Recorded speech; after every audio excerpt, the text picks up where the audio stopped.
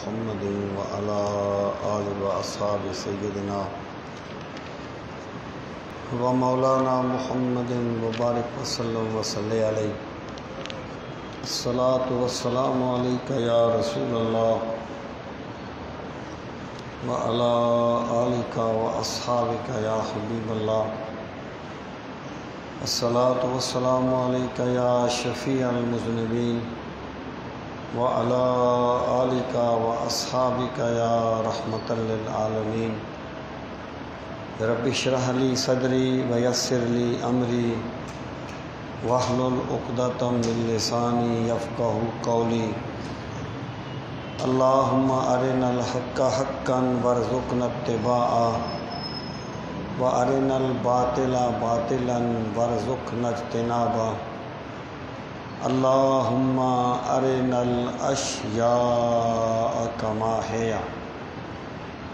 یہ دوسرے پارے کے 13ویں رکوع کی دوسری آیت ہے۔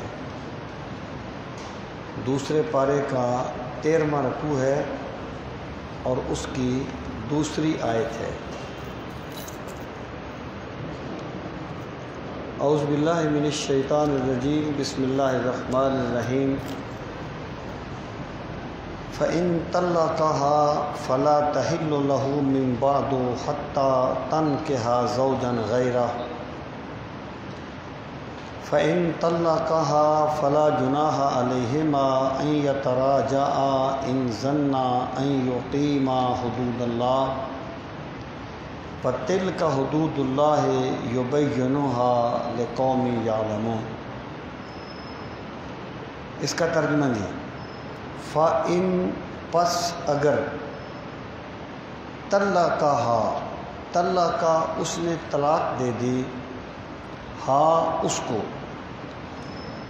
فلا تحلو فلا پس نہیں تحلو حلال ہوگی لہو اس کے لیے من سے بعد حتیٰ یہاں تک تنکحہ وہ نکاح کرے زوجن غیرہ زوجن خامند کے ساتھ غیرہ اس کے علاوہ، کہ اگر اس نے اسے طلاق دے دی تو وہ اس کے لیے اس وقت تک حلال نہیں ہوگی جب تک وہ دوسرے خامند کے ساتھ نکاح نہ کرے۔ یہ جو آیہ کریمہ ہے یہ پچھلے درس میں بھی ہم اسی پر تھے۔ تو اللہ رب العزت نے اس سے پچھلی آیت میں یہ فرمایا تھا کہ الطلاق مرتان کہ طلاق 2 مرتبہ ہے، یعنی جس طلاق کے بعد رجوع ہو سکتا ہے وہ 2 مرتبہ ہے۔ اب فرمایا کہ اگر اس نے اسے طلاق دے دی یعنی 2 کے بعد تیسری طلاق دے دی تو وہ اس کے لیے اس وقت تک حلال نہیں ہوگی جب تک کہ وہ کسی اور خامند سے نکاح نہ کرے۔ اور پھر فرمایا فَإِن طَلَّقَهَا، پہلے آپ ترجمہ دیکھ لیں پھر میں اس کے متعلقات عرض کرتا ہوں۔ فَإِن طَلَّقَهَا پس اگر اس نے اسے طلاق دے دی، یعنی جب جس عورت کو 3 طلاقیں ہو گئی تھیں اس نے اور خامد سے نکاح کر لیا، اب اس خامد نے بھی اسے طلاق دے دی تو طلاقہ کا فاعل دوسرا خامد ہے۔ فلا جناح پس نہیں ہے حرج علیہما ان دونوں پر ان یتراجعا، یہ رجوع سے نکلا ہے، ان کے یتراجعا وہ آپس میں رجوع کر لیں یعنی وہ دوبارہ آپس میں نکاح کر لیں۔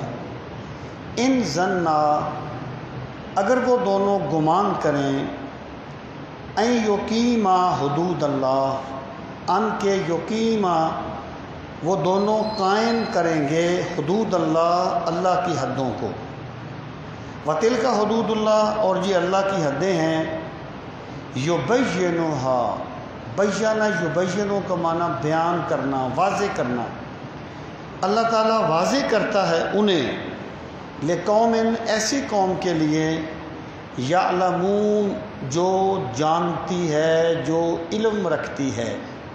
فعل جو ہوتا ہے یہ کبھی کبھی ارادہ فعل کے معنی میں بھی آتا ہے، یہاں پر یہ ارادہ فعل کے معنی میں ہے کہ جو قوم احکامات الہی کو جاننا چاہتی ہے اللہ تعالیٰ نے ان کے لیے ان چیزوں کو بیان فرما دیا ہے۔ اچھا، اب ایک بات تو میں نے پہلے عرض کر دی تھی کہ اللہ تعالیٰ نے یہاں پر کوئی فرق نہیں کیا کہ 2 طلاقیں اس نے دی پھر اس نے تیسری دے دی، تو یہ تیسری اس نے اسی مجلس میں دی تھی یا دوسری مجلس میں دی تھی، اللہ نے اس کی کوئی ایسا فرق نہیں کیا، اللہ تعالیٰ نے اس کو مطلق رکھا ہے۔ اس کا مطلب یہ ہے کہ وہ ایک مجلس میں 3 طلاقیں دے دے یا 3 مجلسوں میں 3 طلاقیں دے دے، حکم یہی ہوگا۔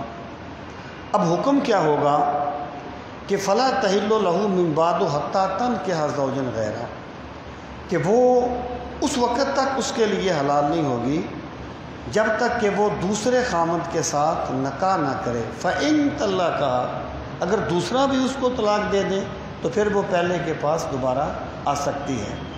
اچھا، یہاں پر ایک بات تو یہ کہ حتی تنکح زوجا غیرہ، یہاں پر تنکح کا مطلب ہے مقاربت کرنا، یعنی صرف نکاح کرنا نہیں ہے، نکاح کرنے کا کنسیپٹ زوج سے ابھر رہا ہے، زوج سے۔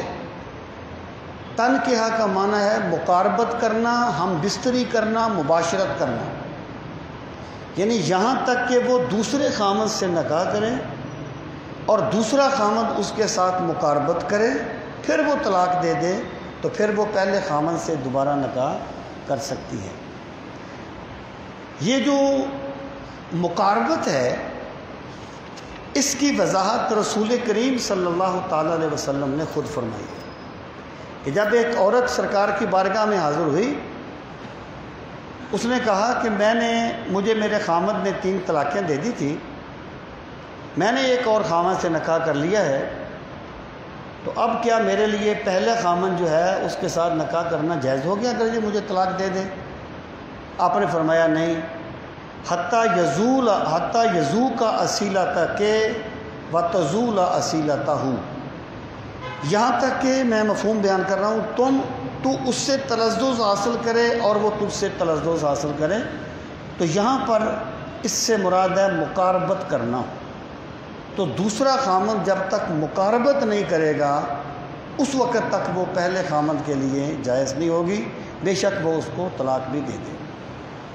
اسی کو کہتے ہیں، اس کو حلالہ کہا جاتا ہے، اگرچہ لفظ بڑا عجیب سا ہے لیکن بہرحال ایک معروف لفظ ہے۔ ہمارے استاد کہا کرتے تھے کہ اس کو تحلیل کہا کرو، ہم نے کہا اب ہم کیسے سمجھائیں گے لوگوں کو کہ تحلیل کیا ہوتی ہے، حلالہ تو سب سمجھتے ہیں۔ اصل حلالہ کیا ہے؟ اصل حلالہ کیا ہے جو قرآن نے بیان کیا کہ خامد نے 3 طلاقیں دے دی، اس عورت نے کسی اور خامد سے نکاح کر لیا، ان کے بھی آپس میں نہیں بنی، اس نے بھی اس کو طلاق دے دی، تو اب وہ پہلے خامد سے نکاح کر سکتی ہے، یہ ہے اصل حلالہ۔ اب ہمارے ہاں جو ایک چیز مروج ہے کہ ایک عورت جو ہے جب اس کو 3 طلاقیں ہو جائیں تو وہ کسی مفتی کے پاس جاتی ہے، یا اس کا خامن جاتا ہے یا وہ دونوں جاتے ہیں یا کوئی جاتا ہے، اور وہ کہتے ہیں جی اس طریقے سے ہو گیا، اب چھوٹے چھوٹے بچے ہیں تو اب آپ اس کا حلالہ کروا دیں۔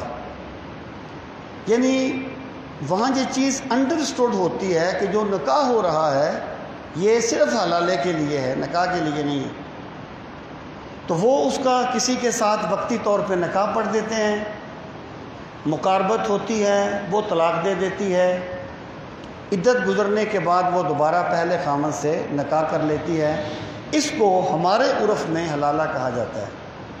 لیکن آپ یاد رکھیں اصل حلالہ وہ ہے جو قرآن نے بیان کیا ہے۔ یہ کیا چیز ہے، اس کا کیا حکم ہے؟ شریعت کا ایک قانون ہے فقہ کا کہ احکام شرعیہ ممنوع ہونے کے باوجود بھی ثابت ہو جاتے ہیں، احکام شرعیہ منہی عنہ ہونے کے باوجود بھی ثابت ہو جاتے ہیں۔ یعنی اگر شریعت کا ایک حکم اس طریقے سے پورا کیا گیا کہ اس طریقے سے پورا کرنا شریعت کی نظر میں حرام تھا، تب بھی حکم ثابت ہو جائے گا۔ مثلا ایک بندے نے یہ کہا کہ اگر آج میں نے تجارت نہ کی تو میرا غلام آزاد ہے۔ اب اس نے اپنے غلام کو بچانے کے لیے تجارت کرنی تھی۔ اب اس نے تجارت کیا کی کہ اس نے شراب بیچ دی یا شراب خرید لی۔ اب شراب بیچنی بھی حرام ہے، شراب خریدنی بھی حرام ہے، لیکن تجارت ثابت ہو جائے گی، اس کا غلام آزاد نہیں ہوگا۔ یعنی حرام طریقے سے ایک کام کیا گیا لیکن حکم پھر بھی ثابت ہو جاتا ہے۔ ایک بندے نے کہا کہ جناب اگر آج میں نے ظہر کی نماز نہ پڑھی تو میری بیوی کو طلاق۔ اب اس نے ظہر کی نماز پڑھ لی، اللہ کے لیے نہیں، بیوی کو بچانے کے لیے پڑھی ہے۔ ظاہر ہے یہ اس کی نیت تو ریاکاری کی ہے یا کسی اور مقصد کی ہے، لیکن حکم ثابت ہو جائے گا، اس کی بیوی کو طلاق نہیں ہوگی۔ یہ جو حلالہ ہمارے ہاں کیا جاتا ہے، اس کے بارے میں رسول کریم علیہ الصلوۃ والسلام نے فرمایا لعن اللہ المحلل والمحلل لہ، حلالہ کرنے والے پر بھی اللہ کی لعنت ہے، جس کے لیے کیا جائے اس پر بھی اللہ کی لعنت ہے۔ لیکن حکم ثابت ہو جاتا ہے، وہ عورت پہلے خامد کے لیے حلال ہو جاتی ہے۔ اب پھر اس میں یعنی بگاڑ ہمیشہ ایک طرف سے نہیں ہوتا، یہ ہماری کمزوری ہے، ہم ہمیشہ دوسروں کو الزام دیتے ہیں۔ اگر کوئی بندہ بہت سے پیسے لے کے ایسا حلالہ کروا دیتا ہے کوئی مفتی، تو اس نے بھی صحیح نہیں کیا، لیکن وہ مفتی ان کے گھر نہیں گیا تھا کہ آؤ میں تمہارا حلالہ کرتا ہوں، تم خود چل کے اس کے پاس گئے تھے۔ اس لیے یہ جرم جو ہے اگر یہ غلط ہے تو اس غلطی کے سارے ذمہ دار ہوتے ہیں۔ تو بہرحال اس کا مطلب یہ ہے کہ اگر اس طریقے سے ہو جائے تو وہ عورت پہلے خامد کے لیے دوبارہ اس کا نکاح حلال ہو جاتا ہے، اس کو حلالہ کہا جاتا ہے۔ تو اللہ پاک نے فرمایا اگر دوسرے فین طلّہ کا اگر دوسرے خامد نے بھی طلاق دے دی اس کو، فلا جناح علیہما، تو پھر ان دونوں پر کوئی حرج نہیں ہے ان یتراجع۔ اب دیکھیں یہ کیوں رکھا گیا ہے یہ کہ وہ مقاربت کرے، اس کی شرط کیوں رکھی گئی ہے مقاربت کی؟ یہ بندے کو یہ شعور دلانے کے لیے ہے کہ سوچ سمجھ کے بات کرنا۔ کوئی بندہ بھی نہیں چاہتا کہ میری بیوی کسی دوسرے کے بستر پر سوئے۔ یہ اس لیے رکھا گیا ہے کہ طلاق کو مذاق نہ بنا لینا۔ لیکن اگر کوئی بندہ، اب مجھ سے کل پرسوں کسی نے ایسے ہی بات پوچھی ہے، ایسی ہی کوئی بات تھی، میں نے کہا یار ایک بندہ اپنا ہاتھ کو خود کاٹ دے اور پھر بھی کہے میرا ہاتھ کٹ گیا تو بتاؤ اس میں میرا کیا قصور ہے، اس میں ڈاکٹر کا کیا قصور ہے؟ پھر اس بندے نے خود اب جب شریعت کی پاسداری نہیں کی طلاق دیتے ہوئے، تو پھر وہ شریعت کو مورد الزام نہ ٹھہرائے، وہ اپنے آپ کو مانے کہ میں نے غلط کیا ہے۔ تو اللہ تعالیٰ نے یہ حکم اس لیے رکھا ہے کہ بندہ سوچے کہ اگر میں اس حد تک گیا تو بہرحال میری بیوی کو دوسرے کے بستر پر سونا پڑے گا، اور کوئی بھی خوددار بندہ اس کو گوارا نہیں کرتا۔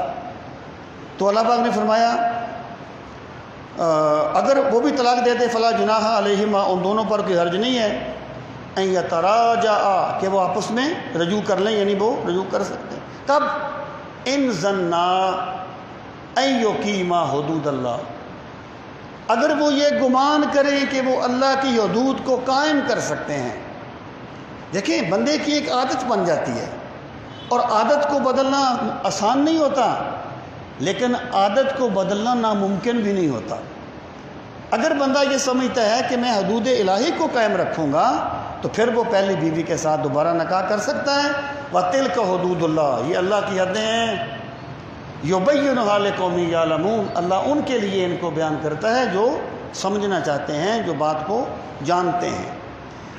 وَإِذَا طَلَّقْتُمُ النِّسَاءَ فَبَلَغْنَ أَجَلَهُنَّ فَأَمْسِكُوهُنَّ بِمَعْرُوفٍ اور سرہن بمعروف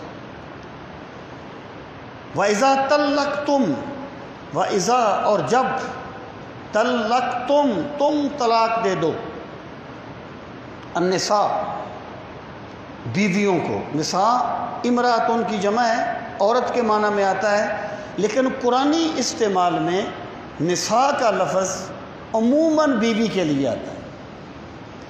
طلقتم النساء اگر تم نے اپنی بیویوں کو طلاق دے دی، فبلغنا اجلہن فبلغنا پس وہ پہنچ گئیں، بلاغا پہنچ جانا، بلغنا وہ پہنچ گئیں، اجلہن اپنی عدت کو، یعنی مطلب کیا ہے کہ قاربنا اجلہن، ابھی اس نے 2 طلاقیں دے دی، اب اس کی عدت پوری ہونے سے پہلے وہ چاہتا ہے کہ میں دوبارہ اس سے رجوع کر لوں، یا اگر 2 طلاقیں بھی دے دی، عدت بھی گزر گئی، پھر بھی اس نے دوبارہ نکاح ہی کرنا ہے، تو یہ دونوں صورتیں اس میں شامل ہیں۔ یعنی اگر اس نے طلاق دے دی فبلغنا اجلہن اور وہ اپنی عدت کو پہنچ گئی، اس کے یہاں پر اس سے مراد کیا ہے کہ عدت گزرنے کا قریب وقت آ گیا کہ بھی عدت ختم ہوا چاہتی، اب کیا کرو؟ فَأَمْسِكُوهُنَّ بِمَعْرُوف، امسکا یمسکو امساک کا معنی روک لینا کسی چیز کو، فَأَمْسِكُوا امر کا صیغہ ہے، پس روک لو انہیں بِمَعْرُوف بھلائی کے ساتھ، یعنی معروف کا جو لفظ ہے نا اس کا کوئی ترجمہ ہو نہیں سکتا۔ معروف کا معنی یہ ہے کہ اپنی بیوی کو اس سے رجوع کر لو، لیکن اس کے ساتھ ایسے معاملات رکھو کہ کسی دوسرے کو بتاتے ہوئے تمہیں شرم نہ آئے، تم اسے دوسروں سے چھپانا نہ چاہو۔ اور رسول کریم علیہ السلام نے یہ گناہ کی تعریف کی تھی کہ ویسے تو بندے کو اللہ نے زبان دیا، بڑا بولتا ہے، سوچ دیا ہے، بڑا سوچتا ہے، باطل کو حق، حق کو باطل ثابت کر دیتا ہے، لیکن نبی رحمت صلی اللہ علیہ وسلم نے پیمانہ دے دیا، کسوٹی دے دی کہ گناہ یہ ہے ما حاک فی نفسک، جو تیرے دل میں کھٹکے، اگر تیرا ضمیر بالکل مردہ ہو گیا ہو اور تو گناہ کو گناہ سمجھنا ہی چھوڑ دے، اگلی نشانی کیا بتائی؟ وَكَرِهْتَ أَن يَطَّلِعَ عَلَيْهِ النَّاسِ، اور تو اس چیز کو ناپسند کرے کہ لوگوں کو اس کا علم ہو، جسے تو لوگوں سے چھپانا چاہے نا وہ گناہ ہوتا ہے۔ یہ پیمانہ ہے، یہ کسوٹی ہے۔ تو اللہ پاک نے فرمایا ان کو روک لو، لیکن کیسے روکو؟ بمعروف بھلائی کے ساتھ، تمہیں کسی کو بتاتے ہوئے شرم نہ آئے کہ ہمارے اس طریقے سے آپس میں معاملات کر رہے ہیں۔ اور سرہن بمعروف، سرہ کا معنی آزاد کر دینا، یا اگر تم یہ سمجھتے ہو کہ تمہارا گزارا نہیں ہو رہا تو پھر تم اسے آزاد کر دو، یعنی نکاح ختم کر دو، عدت پوری ہونے دو، نکاح ختم ہو جائے، لیکن بمعروف، یہ کام بھی معروف کے ساتھ کرنا ہے، یعنی خام کا الزام نہیں لگانے کسی پر، خام کا تہمتیں نہیں لگانی۔ میں آپ سے بارہا یہ بات کہتا رہتا ہوں، یہ قرآن کریم کی اصطلاح ہے، سرہن بمعروف، کہ اگر کبھی بندے کے تعلقات ختم بھی ہو جاتے ہیں تو اخلاقیات کو نہیں بھولنا چاہیے۔ تعلق توڑ دینے کے بھی کچھ آداب ہوتے ہیں اور کسی کو چھوڑ دینے کے بھی کچھ آداب ہوتے ہیں، اور قاتل کو کوئی قتل کے آداب سکھائے دستار کے ہوتے ہوئے سر کاٹ رہا ہے، کچھ اخلاقیات ہوتی ہیں ہر چیز کی۔ تو سرہن کا مطلب یہ ہے بمعروف کا کہ پھر ان پر وہ تہمتیں نہ لگاؤ جو جن کا کوئی جواز نہیں ہے، ان کی طرف ایسے کام منسوب نہ کرو جو انہوں نے کیے نہیں ہیں۔ بندے کی کمزوری ہے، تعلقات ٹھیک ہوں تو اس کی برائی بھی اچھائی ہوتی ہے، تعلقات بگڑ جائیں تو اچھائی بھی برائی بن جاتی ہے۔ یہ جذبات کی پیروی کرنے والا اللہ کا بندہ نہیں ہوتا، دونوں حالتوں میں اللہ کے سامنے جھکنے والا اللہ کا بندہ ہوتا ہے۔ اور بندے کا ایمان کا تو پتہ ہی اضطراری حالتوں میں لگتا ہے، اختیاری حالتوں میں نہیں لگتا۔ تو فرمایا اور سرہن بمعروف، یا انہیں روک لو معروف کے ساتھ، بھلائی کے ساتھ۔ ولا تمسکوہن ضرارا لتعتدوا، ولا تمسکوہن، اور تم انہیں نہ روکو، ضرارا نقصان پہنچانے کے لیے، لِتَعْتَدُوا تاکہ تم ان پر زیادتی کرو. یعنی عربوں کا طریقہ کیا تھا کہ ایک بندے نے طلاق دی، جب عدت پوری ہونے لگی پھر رجوع کر لیا، پھر اس کے حقوق ادا نہیں کیے، جب عدت پوری ہونے لگی پھر اس سے رجوع کر لیا. 100 مرتبہ وہ طلاق دیتے تھے، 100 مرتبہ رجوع کرتے تھے. تو جب وہ رجوع کرتے تھے تو ان کا مطلب گھر بسانا نہیں تھا، ان کا مطلب اسے ٹینشن میں ڈالنا تھا، اسے تنگ کرنا تھا. تو یہ اللہ تعالیٰ کا حکم ہے کہ تنگ کرنے کے لیے مت روکو. جیسے اللہ کا حکم ہے نا نماز پڑھا کرو، زکوٰۃ دیا کرو، حج کیا کرو، ایسی اللہ کا حکم ہے محض ذلیل کرنے کے لیے ان کو مت روکو. اگر روکنا ہے بمعروف اچھائی کے ساتھ روکنا ہے. وَمَن يَفْعَلْ ذَلِكَ اور جس نے اس طریقے سے کیا، یعنی اس نے روکا لیکن کس لیے؟ تنگ کرنے کے لیے، ٹینشن دینے کے لیے. فَقَدْ ظَلَمَ نَفْسَهُ فقد پس تحقیق ظلم اس نے ظلم کیا نفسہ اپنے اوپر، کیونکہ گناہ کرنے والا بندہ اپنی جان پہ ظلم کرنے والا ہوتا ہے. لیکن بندے کی یہ کمزوری ہے کہ دوسروں کے وہ عیب بھی دیکھ لیتا ہے جو ان میں نہیں ہوتے، لیکن اسے اپنے وہ عیب بھی نظر نہیں آتے جو اس میں ہوتے ہیں. یہ دوسروں کی آنکھ کے تنکے دیکھ لیتا ہے لیکن اسے اپنی آنکھ کا شہتیر نظر نہیں آتا. تو فقط ظلم نفسہ، ہر گناہ اپنے اوپر ظلم ہوتا ہے. وَلَا تَتَّخِذُوا آیات اللہ ہزوا، لا تتخذوا نہ بنایا کرو آیات اللہ، اللہ کی آیات کو ہزوا ٹھٹھا، اللہ کے احکام کو مذاق نہ بنایا کرو کہ میں نے طلاقیں تو دے دی ہیں اور میرا تو یہ مشرب ہے، لیکن فلاں مسلک والے جو ہیں ان کے نزدیک 3 نہیں ہوتی 1 ہوتی ہیں، باقی ہر کام میں سنی ہے، لیکن اس کام میں کوئی اور مسلک اختیار کر رہا ہے تو وہ اللہ کی آیات کا مذاق اڑا رہا ہے، وہ اللہ کے ساتھ ٹھٹھا کر رہا ہے، وہ اپنے مفاد کے لیے اپنا دین بدل رہا ہے، اپنا مشرب بدل رہا ہے، اپنا مسلک بدل رہا ہے. یہ ہوتا ہے اللہ کی آیات کا مذاق اڑانا، اور اللہ کی آیات کا مذاق نہ اڑایا کرو.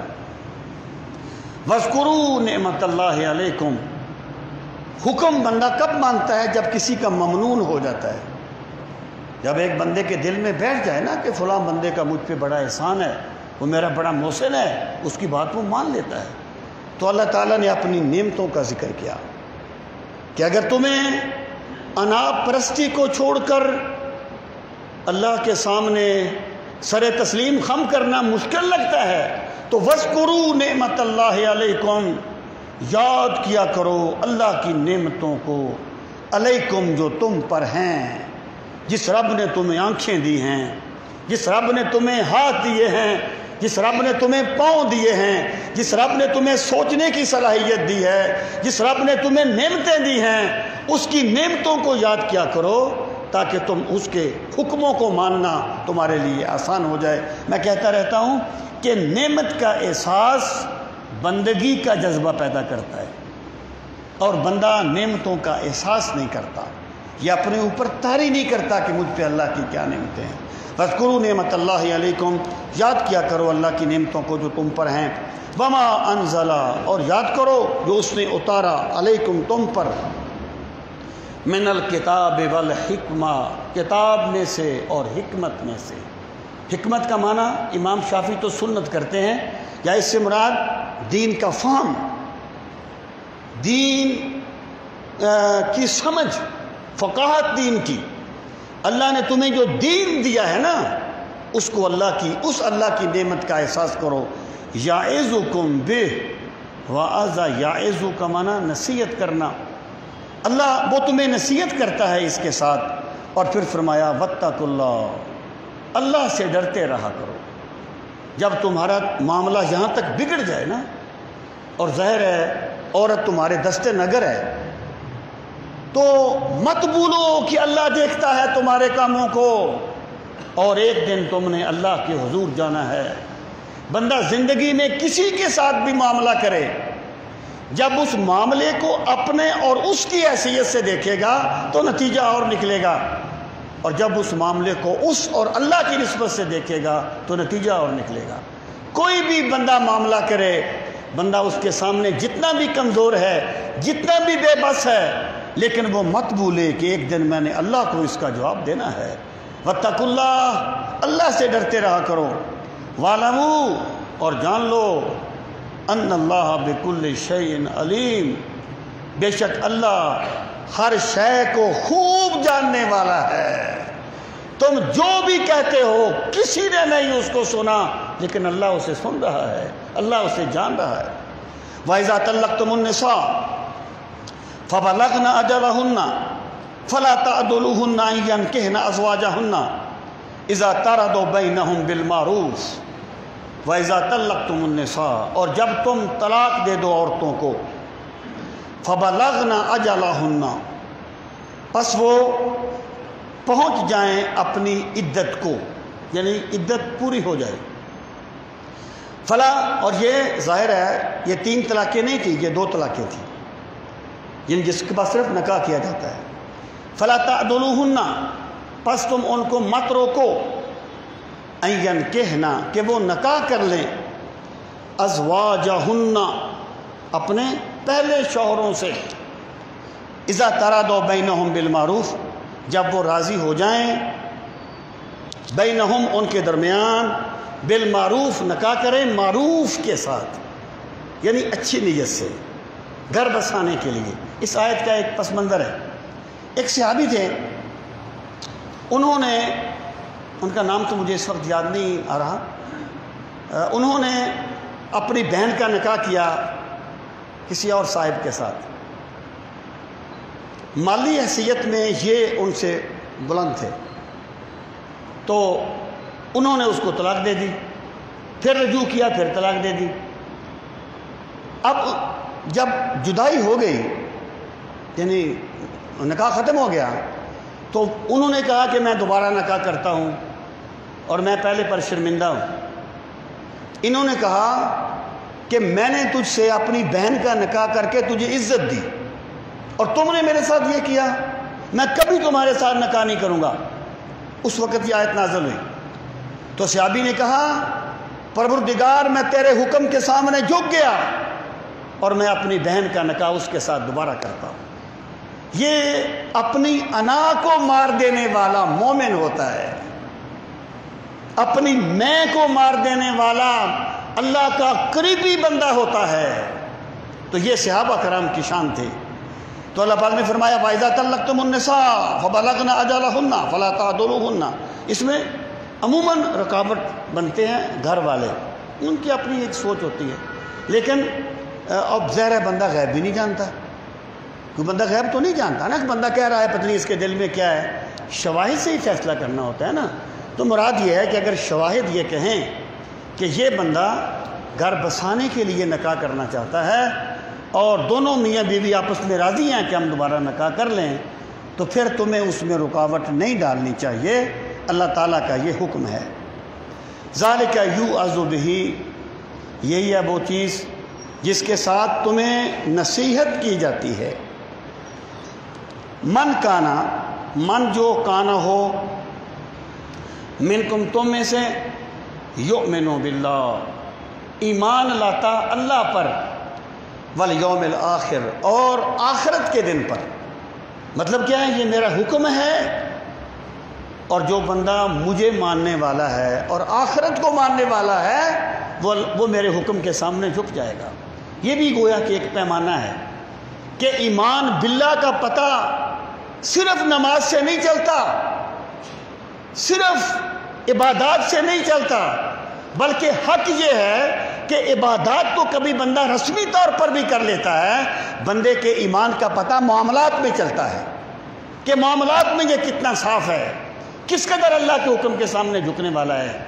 تو فرمایا من کان یؤمن باللہ والیوم الآخر ذالک ازکی لکم واطہر، یہ تمہارے لیے بہت پاکیزہ طریقہ ہے، واطہر، اور بہت طہارت والا طریقہ ہے کہ تم ان کے راستے میں رکاوٹ نہ بنو۔ اگر میاں بیوی آپس میں دوبارہ نکاح کرنا چاہیں اور شواہد بھی یہ کہیں کہ یہ دوبارہ گھر آباد کرنا چاہتے ہیں اور گھر والے جبرن کہیں اور اس کا نکاح کر دیں تو پھر اس سے بہت سے فتنے پیدا ہوتے ہیں جو آپ بہتر سمجھتے ہیں کہ معاشرے میں کیا ہوتا ہے۔ واللہ یعلم وانتم لا تعلمون، واللہ یعلم، اللہ تعالیٰ جانتا ہے، وانتم لا تعلمون، اور تم نہیں جانتے۔ درسن رکھنے واسطے کچھ چیز لے کے، واللہ یعلم وانتم لا تعلمون، اور اللہ تعالیٰ جانتا ہے اور تم نہیں جانتے۔ مراد یہ ہے کہ جو اللہ تعالیٰ کے احکامات ہیں نا، انہی میں خیر ہے۔ بندے کی کمزوری کیا ہے کہ بندہ اپنی عقل کو حرف آخر سمجھتا ہے، جبکہ حقیقت یہ ہے کہ احکامات الہی میں ہی بندے کے لیے خیر ہوتی ہے، لیکن بندہ اس چیز کو سمجھتا نہیں۔ فرمایا والوالدات یرضعن اولادہن حولین کاملین لمن اراد ان یتم الرضاعہ۔ اب یہ وہ طلاق کے معاملات تھے۔ کبھی ایسا ہوتا ہے کہ عورت کو طلاق ہو گئی لیکن اس کا دودھ پیتا بچہ ہے، اب اس کا دودھ کون پلائے گا، کیا اس کے احکامات ہوں گے؟ اگرچہ یہ آیت آئی طلاق کے پس منظر میں ہے، لیکن حکم اس کا عام ہے، حکم اس کا عام ہے، یعنی متعلقہ ہو یا غیر متعلقہ ہو، دودھ پلانے کا حکم یکساں ہوگا۔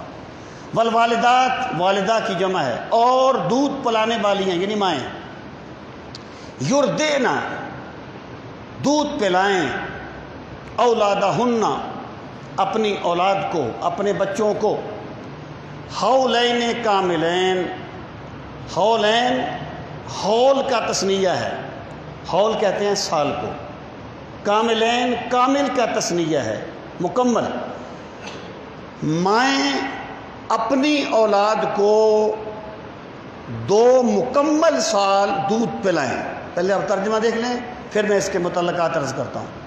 لمن اراد ان یتم الرضاعہ، لمن واسطے اس کے جو، ارادہ کرے، ان یتم کہ وہ مکمل کرے، الرضاعہ مدت رضاعت، دودھ پلانے کی مدت۔ اس کا مطلب یہ ہے کہ 2 سال دودھ پلانا اللہ کا حکم نہیں ہے کہ اگر تم نے پہلے چھڑا دیا تو گناہ گار ہوگے، نہیں۔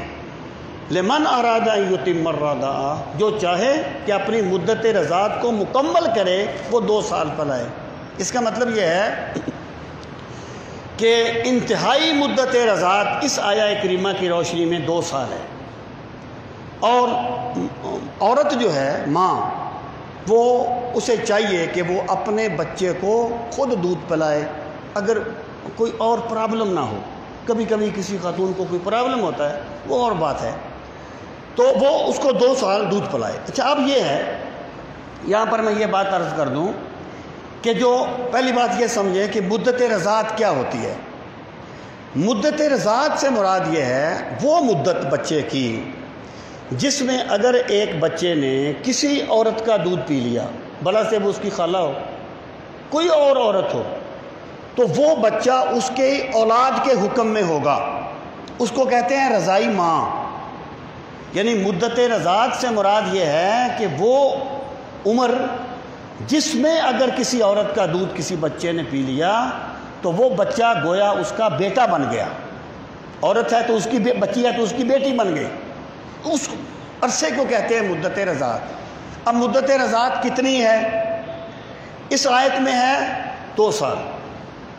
امام ابو حنیفہ کا ایک استدلال ہے سورہ الطلاق کی آیت سے، حملہ و فصالہ 30 شہرا، اور ایک اور روایت سے امام ابو حنیفہ یہ کہتے ہیں کہ مدت رضاعت 2.5 سال ہے، 2.5 سال۔ یعنی اگر کسی عورت نے، بچے نے 2.5 سال کی عمر سے پہلے کسی عورت کا دودھ پیا تو وہ اس کی ماں بن گئی، اس کے ساتھ بھی اس کا نکاح حرام ہے اور اس کی اولاد کے ساتھ بھی اس کا نکاح حرام ہے۔ اور اگر کسی عورت نے 2.5 سال کے بعد اس کو دودھ پلایا تو اس نے حکم الہی کی مخالفت کی ہے، کیونکہ انتہائی مدت جو ہے وہ 2.5 سال ہے۔ تو یہاں پر یہ بات واضح کی گئی کہ جو اپنی مدت رضاعت کو پورا کرنا چاہیں ان کی مدت ہے 2.5 سال، یا یہاں پر 2 سال، اور اس کی روشنی میں 2.5 سال، اور احناف کا موقف مدت رضاعت 2.5 سال ہے، 30 مہینے۔ حملہ و فصالہ 30 شہرا، یہ امام ابو حنیفہ کا ایک استدلال ہے۔ اب فرمایا وَعَلَى الْمَوْلُودِ لَهُ رِزْقُهُنَّ وَكِسْوَتُهُنَّ بِالْمَعْرُوفِ، یعنی طلاق ہوگی نا عورت کو تو بچے کو پالنے کی ذمہ داری میاں پر ہے، بیوی پر نہیں ہے۔ وَعَلَى الْمَوْلُودِ لَهُ، اور اوپر اس کے جس کا وہ بیٹا ہے یعنی باپ پر لازم ہے کیا چیز؟ رزقہن، ہنہ کا مرجع ہے وہ عورتیں جو مطلقہ ہیں جنہیں طلاق دی گئی ہے، ان کا نان و نفقہ، وکسوتہن، اور ان کا لباس، بالمعروف، بھلائی کے ساتھ۔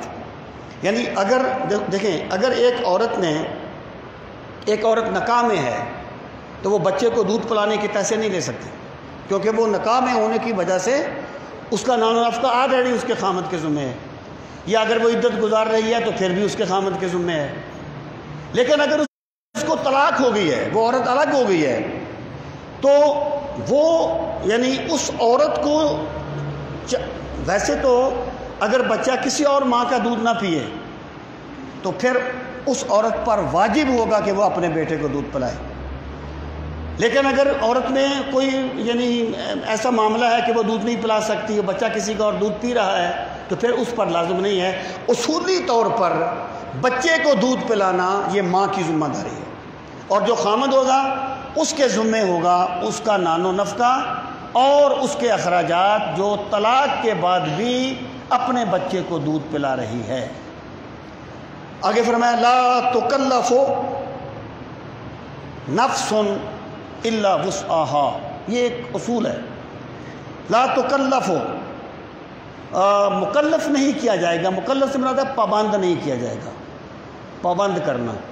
لا یکلف اللہ نفسا الا وسعها، اللہ تعالیٰ کسی کو پابند نہیں کرتا مگر اس کی طاقت کے مطابق۔ یہ تکلیف جو ہے ہماری اردو والی تکلیف نہیں ہے، ٹربل، میں بڑی تکلیف میں ہوں، تکلیف ہے مکلف کرنا، کسی کو پابند کرنا۔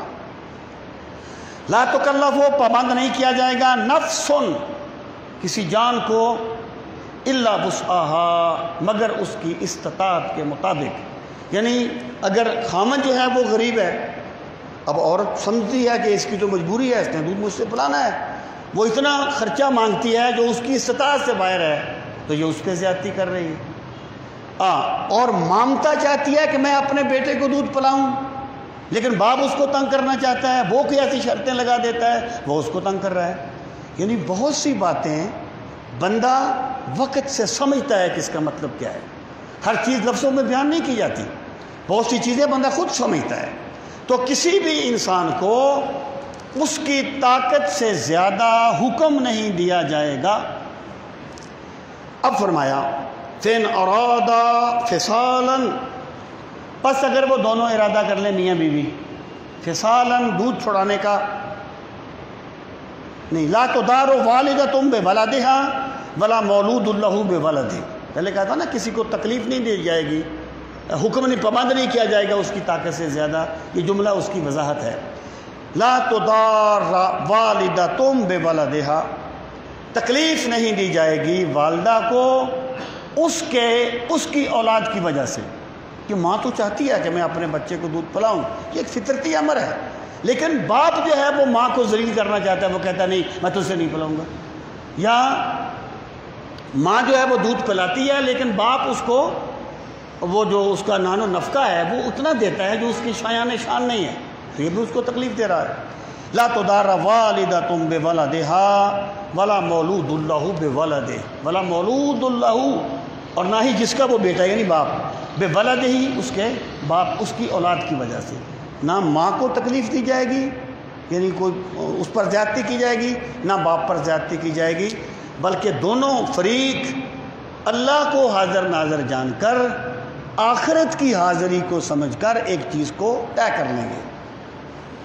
فَإِنْ أَرَادَا فِصَالًا، اگر وہ دونوں ارادہ کریں گے یعنی میاں بیوی، فصالاً دودھ چھڑانے کا، ان تراد منہما، ان سے ترادن راضی ہونا، منہما ان دونوں سے، باہمی رضامندی سے اگر میاں بیوی یہ فیصلہ کریں کہ ہم جی 1.5 سال کے بعد دودھ چھڑا دیں گے، ہاں جی، تو اللہ پاک فرماتا ہے وَتَشَاوُرًا، اور بامی مشورے سے فلا جناح علیہما، تو ان پر کوئی حرج نہیں ہوگا اگر وہ بامی مشورے سے ایک چیز طے کر کے 2 سال سے پہلے بھی دودھ ختم کروا دیں، چھڑا دیں، تو اس پر کوئی حرج نہیں ہے۔ وَإِنْ أَرَدْتُمْ، اور اگر تم ارادہ کرو، أَن تَسْتَرْضِعُوا، یہ اسی ارضاء سے استرضاء ہو گیا، دودھ پلانے کو طلب کرنا۔ اس کا مفہوم یہ ہے کہ اگر میاں بیوی یعنی بالکل ان کا نکاح ہے اور وہ میاں بیوی کی طرح رہتے ہیں، لیکن ممکن ہے عورت میں کوئی پرابلم ہو، وہ دودھ اس کا نہ آتا ہو یا وہ نہ پلا سکتی ہو، کوئی وجہ ہو، وہ دونوں یہ طے کریں کہ ہم کسی اور عورت سے دودھ پلائیں، کسی دوسری سے، دایا سے۔ فَإِنْ أَرَدْتُمْ، اور اگر تم ارادہ کرو، أَن تَسْتَرْضِعُوا، کہ تم دودھ پلاؤ، اولادکم، اپنے بچوں کو، فَلَا جُنَاحَ عَلَيْكُمْ، تو اس پر بھی تم پر کوئی حرج نہیں ہے، تم پلا سکتے ہو۔ کب؟ اذا سلمتم، جب تم سپرد کر دو، ما آتیتم، جو کچھ تم نے دیا، بالمعروف، اچھائی کے ساتھ۔ یعنی تم دیکھو ایک عورت ہے، وہ ہمارے بچے کو دودھ پلائے گی، تو زمانے کے حالات سے اس کی کوئی اجرت طے کرو۔ غریب بندے کو دیکھیں نا، ایک مزدور ہے، فرض کریں مزدوری 1000 ہے، ایک بندہ کہتا ہے جی میں تو تجھے 700 دوں گا، میں تو تجھے 700 دوں گا۔ اب وہ بیچارہ سمجھتا ہے اگر میں نے نہ کمایا تو میں شام کو بچوں کو کھانا نہیں کھلا سکتا، وہ کہتا ہے ٹھیک ہے یار میں 700 پہ چلا جاتا ہوں۔ تو وہ اس کو مزدوری پر لے جانے والا یہ مت کہے کہ یہ اپنی رضامندی سے آیا ہے، اس نے اس کی مجبوری سے فائدہ اٹھایا ہے، اور اس کو کہتے ہیں بے مستر، مجبوری کی بے۔ تو اس طرح ظلم نہ کرو کسی بندے پر جو غریب ہے، اس کو رگڑا نہ لگا دو کہ یہ کیا کر لے گا۔ اپنے ضمیر سے پوچھو کہ اس وقت کیا ہم نے اس کو مزدوری دینی ہے، کیا ہم نے اس کو اجرت دینی ہے، اس کے ساتھ زیادتی نہ کرو۔ اذا سلمتم ما آتیتم بالمعروف، لیکن یہ تم جو دو نا اس کو معروف کے ساتھ دو، تمہیں بتاتے ہوئے شرم نہ آئے لوگوں کو کہ ہم نے اس سے دودھ پلایا تھا، ہم نے اسے اتنے پیسے دیے تھے۔ وہ کہیں گے تمہیں شرم نہیں آتی، تم اتنے پیسے دیتے ہو کہ جس کے ساتھ ایک عورت کا کبھی بھی 2-4 دن بھی نہیں گزر سکتے، مہینہ 2 بعد کی بات ہے۔ تو اس کو معروف کہتے ہیں، اس کا فیصلہ بندے کا ضمیر کرتا ہے۔ آگے فرمایا واتقوا اللہ، اللہ سے ڈرتے رہا کرو۔ یہ آپ غور کیجئے، تقوی کا تعلق صرف نماز کے ساتھ نہیں ہے، عبادات کے ساتھ نہیں ہے، معاملات کے ساتھ بھی ہے۔ اور اللہ سے ڈرتے رہا کرو کہ ہم نے اللہ کو جواب دینا ہے، یہ کوئی بے مستر کے ساتھ معاملات مت کرو۔ واتقوا اللہ، اللہ سے ڈرتے رہو، وَاعْلَمُوا، اور جان لو، ان اللہ بما تعملون بصیر، تم جو بھی کرتے ہو اللہ اسے خوب دیکھ رہا ہے۔ تم نے وہ میں جانتا ہوں ایک بندہ تھا، جب وہ مرا تو کوئی 60 کروڑ کے لگ بھگ اس کی پراپرٹی تھی، میرے یعنی سارا اس کو جمع کر کے، لیکن وہ کوڑا اٹھانے والے کو 100 روپیہ نہیں دیتا تھا۔ اب وہ تو بیچارہ اٹھائے گا، وہ کیا کرے گا؟ کبھی 50 دے دیے، کبھی نہ دیے، کبھی لیٹ دیے، اس طرح کرتا تھا۔ اب مطلب یہ ہے کہ بندے کو چاہیے کہ سوچے کہ میں اس کی مجبوری سے کتنا فائدہ اٹھا رہا ہوں۔ واتقوا اللہ، اللہ سے ڈرتے رہا کرو، اللہ تمہارے کاموں کو خوب دیکھنے والا ہے۔ آج تم زمانے کو چکر دے دیتے ہو، ایک دن آئے گا جب تم نے اللہ کو اس کا جواب دینا ہوگا۔ والذین یتوفون منکم ویذرون ازواجا یتربصن بانفسہن 4 اشہر وعشرا، والذین، اور جو لوگ یتوفون، دیکھیں متوفی صرف اللہ کی ذات ہے، متوفی کا معنی ہے فوت کرنے والا، متوفا کا معنی ہے فوت کیا گیا۔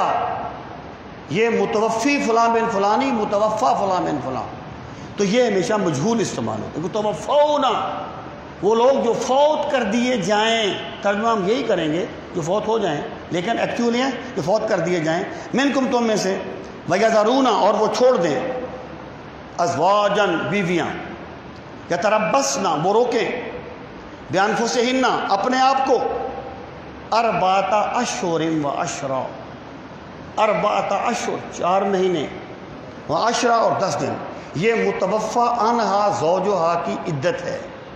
اگر وہ حاملہ ہو، عورت کا خامد فوت ہو گیا، وہ حاملہ ہے تو اس کی عدت وضع حمل ہے۔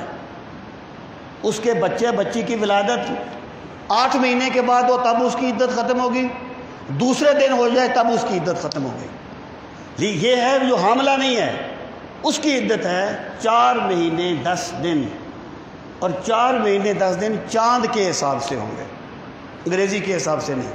کبھی کبھی ایک دن بھی فرق پڑ جاتا ہے تو چاند کے اعتبار سے۔ فَإِذَا بَلَغْنَا أَجَلَهُنَّ، اور جب وہ پہنچ جائیں اپنی مدت کو، یعنی جب 4 مہینے 10 دن پورے ہو جائیں، فَلَا جُنَاحَ عَلَيْكُمْ، تو نہیں ہے کوئی حرج تم پر، فی ما فعلنا، اس میں جو انہوں نے کیا، فی انفسہن، اپنے بارے میں، اپنی جانوں کے بارے میں، بالمعروف، اچھائی کے ساتھ، یعنی معروف کا فیصلہ بندے کا ضمیر کرتا ہے، یعنی اس طریقے سے معاملہ کرے اسے کسی کو بتاتے ہوئے شرم نہ آئے، اس کو معروف کہا جاتا ہے۔ اس کا مطلب یہ ہے کہ جب وہ دیکھیں نا، اگر ایک عورت ویسے اس کا نکاح کرتے ہیں تو اس کا ایک ولی ہوتا ہے، تو جس عورت کا خامن فوت ہو گیا یا متعلقہ ہے وہ اپنا فیصلہ خود کر سکتی ہے، تو اس کو اگر وہ خود اگر اس کے والدین کے فیصلے پر راضی ہو تو سبحان اللہ، اگر وہ خود بھی اپنا فیصلہ کرنا چاہے تو اس میں بھی شریعت نے کوئی حرج، کوئی قید نہیں لگائی، کیونکہ وہ زمانے کے اتار چڑھاؤ دیکھ چکی ہوتی ہے۔ واللہ بما تعملون خبیر، اور اللہ تمہارے کاموں سے خوب باخبر ہے۔ یعنی یہ جو عقیدہ ہے نا، اللہ مجھے دیکھتا ہے، اللہ مجھے جانتا ہے، اللہ مجھ سے باخبر ہے، یہ بندے کی زندگی سے سارے گناہ ختم کرا دیتا ہے۔ شاد و باد ہے عشق خوش سودائے ماں، طبیب جملہ علت ہائے ماں، جب اللہ کے دیکھنے کا عقیدہ آ جاتا ہے تو ساری نیکیاں آ جاتی ہیں بندے کے وجود میں۔ واللہ بما تعملون خبیر، اور جو کچھ تم کرتے ہو اللہ اسے خوب جاننے والا ہے۔ ولا جناح علیکم فیما اردتم بہ من خطبۃ النساء، یہ لفظ ہوتا ہے تعریض، تعریض کہتے ہیں اشارہ کرنا۔ ہم کہتے ہیں یار یہ بات جو ہے نازل تو اس طرح ہوئی ہے، تعریض یہود پر ہے، تو تعریض کا مطلب ہے اشارہ کرنا۔ تو یہاں پر فرمایا ولا جناح علیکم، اور کوئی حرج نہیں ہے تم پر، فیما، اس میں جو تم نے تعریض کی، یعنی اشارہ کیا، بہی، اس کے ساتھ من خطبۃ النساء، عورتوں کو نکاح کا، یعنی مراد اس سے یہ ہے کہ اگر ایک عورت کا خامن فوت ہو جائے اور وہ عدت گزار رہی ہو، ظاہر ہے وہ ایک صدمے سے گزر رہی ہے، تو اس کے ساتھ صاف لفظوں میں نکاح کی بات کرنا یہ مروت کے خلاف ہے، اخلاقیات کے خلاف ہے، لیکن اشارتاً کہا جا سکتا ہے۔ اگر کوئی عورت فرض کرے اپنے بھائی کا اس سے نکاح کرنا چاہتی ہے تو وہ کہے جی ہاں میرا بھائی بھی کسی اچھے رشتے کی تلاش میں ہے، تو وہ سمجھ جائے گی کہ میری طرف یہ اشارہ کر رہے ہیں۔ تو مراد یہ ہے کہ تم ان کو اشارے میں نکاح کا پیغام دے سکتے ہو، او اکننتم فی انفسکم، یا تم اسے چھپاتے رہو، فی انفسکم، اپنے دلوں میں، یعنی اگر تمہارے دل میں ایک بات ہے تو اس پر تو ظاہر ہے کوئی گرفت نہیں ہے، دل میں جو بندے کے بات آ گئی، یعنی یہ نہیں کہا جائے گا کہ وہ عورت عدت گزار رہی تھی تم نے اس کے ساتھ نکاح کرنے کا ارادہ کیوں کیا، یا تم نے اشارتاً کہہ دیا، اس میں کوئی حرج نہیں ہے۔ علم اللہ تعالیٰ جانتا ہے، انکم، بے شک تم، ستذکرونہن، ان قریب ذکر کرو گے ان سے، ولیکن لا تواعدوہن سرا، ولیکن اور لیکن، لا تواعدوہن، تم ان سے پختہ وعدہ نہ کرو، سرا، مخفی طریقے سے، یعنی چھپ چھپ کے ان کے ساتھ نکاح کے عہد و پیمان نہ کرو، کیونکہ یہ مروت کے خلاف ہے۔ الا ان تقولوا قولا معروفا، ہاں مگر یہ کہ تم ان سے بات کرو معروفہ، اچھی بات، بلائی کی بات تم ان سے کرو، یعنی کوئی عورت ان سے کوئی ایسی بات کہہ دے جس سے اس کی دل آزاری نہ ہو تو اس میں کوئی کباہت نہیں ہے۔ ولا تعزموا عقدۃ النکاح، اور عقدہ گرا، تعزموا پختہ عزم کرنا، مراد یہ ہے اور نکاح کے معاملات کو پختہ نہ کرتے رہو، یعنی نکاح کے معاملات کو بول کے پختہ نہ کرتے رہو۔ کب تک؟ حتیٰ یبلغ الکتاب اجلہ، یہاں تک کہ اس کی مدت اپنے انتہا کو پہنچ جائے، وہ 4 مہینے 10 دن جو اس کی عدت ہے وہ پوری ہو جائے، اس سے پہلے تم ان کے ساتھ نکاح کے معاملات کو طے نہ کرو۔ وَاعْلَمُوا، اور جان لو، ان اللہ یعلم ما فی انفسکم، بے شک ان اللہ، بے شک اللہ تعالیٰ یعلم، جانتا ہے، ما، جو کچھ، فی انفسکم، تمہارے دلوں میں چھپا ہوا ہے۔ یعنی تم دیکھیں نا، بندے کو اللہ نے طاقت دی ہے، طاقتور بندہ جو چاہے منا لیتا ہے، اس کو کون پوچھتا ہے؟ اللہ پاک فرماتے ہیں مت بھولو، تم ایک بات کو زمانے سے چھپا سکتے ہو، لیکن ہم تمہارے دلوں میں مخفی خیالات سے بھی واقف ہیں، اور ایک دن تمہیں ہماری بارگاہ میں آ کے اس کا جواب دینا ہوگا۔ فی انفسکم فاحذروہ، پس تم اللہ سے ڈرتے رہا کرو، اللہ سے پرہیز، مطلب یہ اس کی نافرمانی سے پرہیز کیا کرو، بچا کرو اس سے۔ وَاعْلَمُوا، اللہ اپنے بندے کو کبھی مایوس نہیں کرتا۔ احکام دینے کے بعد فرمایا وَاعْلَمُوا، اور جان لو، ان اللہ غفور، بے شک اللہ بہت زیادہ بخشنے والا ہے۔ اگر کسی بندے سے کوئی غلطی ہو گئی، معاملات میں غلطی ہو گئی، اللہ کی نافرمانی ہو گئی، تو اسے چاہیے کہ وہ اللہ سے معافی مانگے، اللہ اس کے گناہوں کو بخش دے گا، اللہ اس کی غلطیوں کو معاف کر دے گا۔ حلیم، اور اللہ بڑا بردبار ہے۔ یہ نہ سوچنا کہ اگر میں غلط کرتا ہوں تو اللہ میری ٹانگیں کیوں نہیں توڑ دیتا، اگر میں غلط کرتا ہوں تو میرے رزق میں اتنا اضافہ کیوں ہو گیا ہے۔ اس کو اللہ کا حلم سمجھا کرو کہ اللہ کی شان ہے۔ بندے کا کوئی غلام ہو نا، وہ ذرا تلخ لہجے میں بات بھی کرے تو وہ اس کو سزا دیتا ہے، یہ اللہ کی شان ہے۔ قادر مطلق ہو کر اپنے بندے کو گناہ کرتے ہوئے دیکھتا ہے، لیکن روزی پھر بھی بند نہیں کرتا، رزق پھر بھی بند نہیں کرتا۔ اللہ بڑے حلم والا ہے۔ اللہ تعالی ہم سب کو اپنی دین کی معرفت نصیب فرمائے، اپنی ذات کا عرفان نصیب فرمائے۔ وما علینا الا البلاغ المبین۔ الحمدللہ رب العالمین والعاقبۃ للمتقین، الصلاۃ والسلام علی سید المرسلین وعلی آلہ واصحابہ اجمعین۔ ربنا آتنا فی الدنیا حسنۃ وفی الآخرۃ حسنۃ وقنا عذاب النار۔ پروردگار عالم ہم سب کی حاضری اپنی بارگاہ عالی میں قبول و منظور فرما۔ یا ارحم الراحمین، اپنی بے پناہ رحمتوں کا واسطہ ہمارے گناہوں کو معاف فرما۔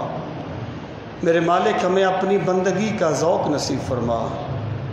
یا اکرم الاکرمین، ہمیں نعمت قرآن کی قدر کرنے والا بنا دے۔ پروردگار عالم ہمیں قرآن کریم کی تلاوت کا ذوق نصیب فرما۔ قرآن مجید کو سمجھنے کے لیے ہمیں شرح صدر کی نعمت سے نواز۔ پروردگار عالم قرآن مجید کی بے پناہ برکتوں کا واسطہ تمام دکھیوں کے دکھ دور فرما، تمام پریشان حالوں کی پریشانیاں دور فرما، تمام بیماروں کو شفائے کاملہ و عاجلہ نصیب فرما۔ پروردگار عالم سب کو زمینی و آسمانی آفات سے محفوظ فرما۔ یا اکرم الاکرمین، اپنے بے پناہ کرم کا واسطہ تیرے جو بندے تیری پاک کتاب کو سمجھنے کے لیے وقت دیتے ہیں، میرے مالک سب کی حاضری کو شرف قبولیت عطا فرما۔ میرے مولا سب کے رزق میں برکتیں عطا فرما، جان مال میں برکتیں عطا فرما۔ ربنا تقبل منا انک انت السمیع العلیم وتب علینا انک انت التواب الرحیم۔ وصلی اللہ تعالی علی خیر خلقہ ونور عرشہ وزینت فرشہ محمد وعلی آلہ واصحابہ اجمعین، آمین برحمتک یا ارحم الراحمین۔